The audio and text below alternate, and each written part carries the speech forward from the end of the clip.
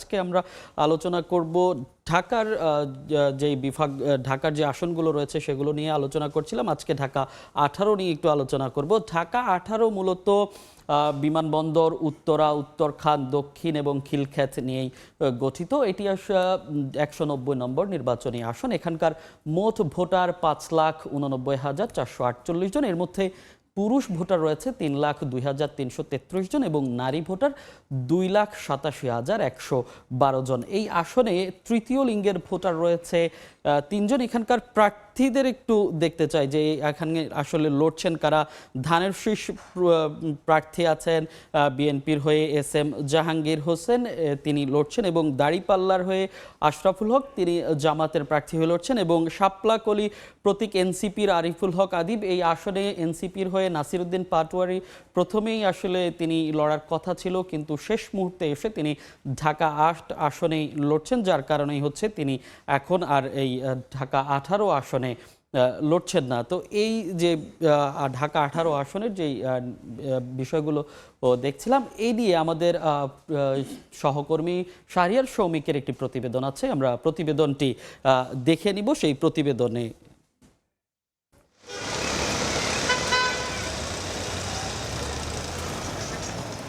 রাজধানীর দক্ষিণখানের বাসিন্দা ফরিদা বেগম। সকালের ব্যস্ততা শুরু হওয়ার আগেই রান্নাঘরে শুরু হয় তার অন্য এক যুদ্ধ। পাইপলাইনে গ্যাসের সংযোগ আছে ঠিকই, মাস শেষে বিলও দিচ্ছেন নিয়ম করে, কিন্তু চুলায় জ্বলে না আগুন। বাধ্য হয়ে বাড়তি খরচেই বেছে নিয়েছেন সিলিন্ডার।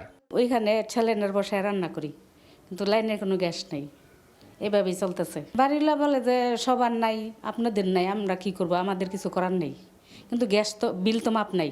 শুধু গ্যাস নয়, ঢাকা উত্তর সিটি কর্পোরেশনের অন্তর্ভুক্ত হলেও মৌলিক প্রায় সব নাগরিক সুবিধা থেকেই বঞ্চিত এই এলাকার মানুষ। আমরা যখন ইউনিয়ন ছিলাম, যে সুযোগ সুবিধাগুলো ছিল এখন পর্যন্ত সেম ওই একই সুযোগ সুবিধা আছে। ড্রেনেজ ব্যবস্থা একেবারে বর্ষা আসলে কি যে একটা অবস্থা হয়। গ্যাস আমরা শুধু শুনি যে গ্যাসের লাইন আছে, কিন্তু গ্যাস কখনো জ্বালাইতে পারি না। দিয়াবাড়ি যেগুলো মনে কোনো লোকজন থাকে না, খুব কম, জনসংখ্যা খুব কম, ওগুলো দিয়ে যায়, রিক্সা ওখানে রাখে, রুমাল শুঙ্গাই, না হলে কোনো কিছু শুঙ্গানোর পরে মনে করেন যে আমরা অজ্ঞান হয়ে যাই, তখন গাড়িটা নিয়ে চলে যাই। সামনে নির্বাচনে যদি যেই হোক নির্বাচনে জয় হয়, এর জন্য আমাদের চাঁদাগুলো বন্ধ করে দেয়। ওয়াসার কোম্পানি আমরা লাইন দিছে, ওয়াসার কোম্পানি আমগতে পানি না দিয়ে আমগতে বিল নিতেছে। ঢাকা 18 আসনটি ঢাকা উত্তর সিটির 14টি ওয়ার্ড এবং নির্দিষ্ট কিছু থানা এলাকা নিয়ে গঠিত। আসনটিতে মোট ভোটার প্রায় 6 লাখ। 2018 সালে ইউনিয়ন পরিষদ থেকে সিটি কর্পোরেশনের আওতায় আনা হয় উত্তরখান, দক্ষিণখান, তুরাগ ও খিলক্ষেত সহ বেশ কিছু এলাকা। তবে নামের পাশে সিটি যুক্ত হলেও যাপিত জীবনে পরিবর্তন আসেনি ছিটেফোঁটাও।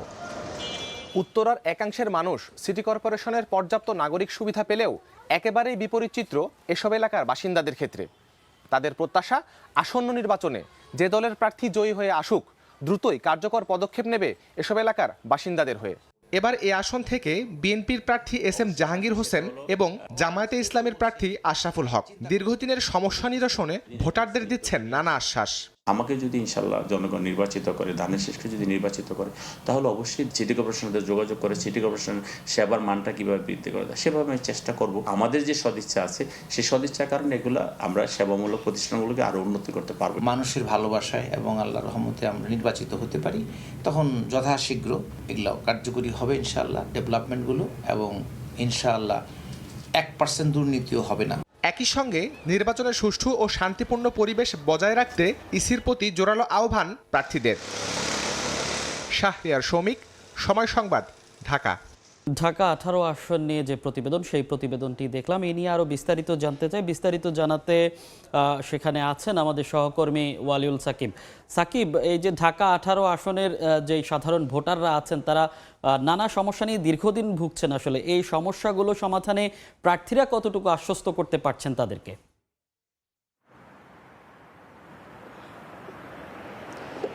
আপনি যেমনটি বলছিলেন, তার আগে আমি একটু বলে রাখতে চাই যে এই ঢাকা 18 আসনটি উত্তরখান, দক্ষিণখান, তুরাগ এবং খিলক্ষেতের বেশ কিছু এলাকা নিয়ে কিন্তু এই আসনটি।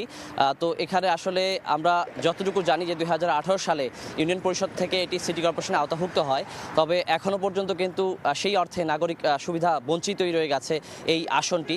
এখানে নানা ধরনের যে সংকটগুলো রয়েছে, আমরা দেখেছি যে গ্যাস সংকট রয়েছে এবং বিভিন্ন ধরনের সুযোগ সুবিধাগুলো কিন্তু বিশেষ করে যে সড়ক যোগাযোগ এখানে অনেক ভাঙা খানাখন্দে ভরা সড়ক রয়েছে এখানে আমরা দেখতে পেয়েছি এবং আমরা দেখেছি যে আসলে এখানে যে যোগাযোগের জন্য যে সুযোগ সুবিধাগুলো দরকার সেগুলোও নেই। আর বিশেষ করে যে শহরের ঠিক পাশে হলেও কিন্তু কিছু এলাকা আমরা দেখেছি গ্রামীণ প্রভাব রয়েছে এখানে।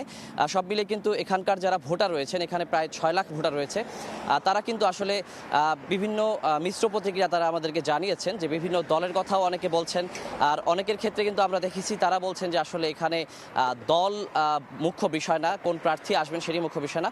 তারা চাচ্ছেন যেন তাদের যে নাগরিক সুবিধাগুলো সেগুলো আসলে এখানে বাড়িয়ে দেওয়া হয় এবং তাদের যে সুযোগ সুবিধা সেগুলো তারা পান।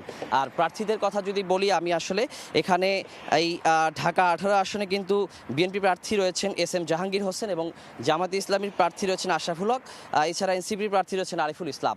তো প্রার্থীদের পক্ষ থেকে যেহেতু আমরা জানি যে এখনও প্রচারণাটা শুরু হয়নি আনুষ্ঠানিক, 22 জানুয়ারি থেকে কিন্তু প্রচারণা শুরু হবে, সেক্ষেত্রে আসলে আমরা বলতে পারি যে প্রচারণা শুরু হওয়ার পরও কিন্তু আমরা দেখতে পাবো যে নির্বাচনী আমেজ সেখানে বেশি দেখা যাবে। আর প্রার্থীরা কিন্তু মোটামুটি তারা কিন্তু সব সুযোগ সুবিধা বলছেন যে তাদের মতো করে তারা চেষ্টা করবেন যে নাগরিক সুবিধাগুলো বাড়ানোর এবং আগের যে শাসনামল ছিল তখনকার চাইতে প্রত্যেকটি প্রার্থী বলছেন যে ভালো করার তারা চেষ্টা করবেন। তো এই ছিল আমার কাছে এখন পর্যন্ত এই খিলক্ষেত থেকে ঢাকা 18 আসনের সার্বিক পরিস্থিতি।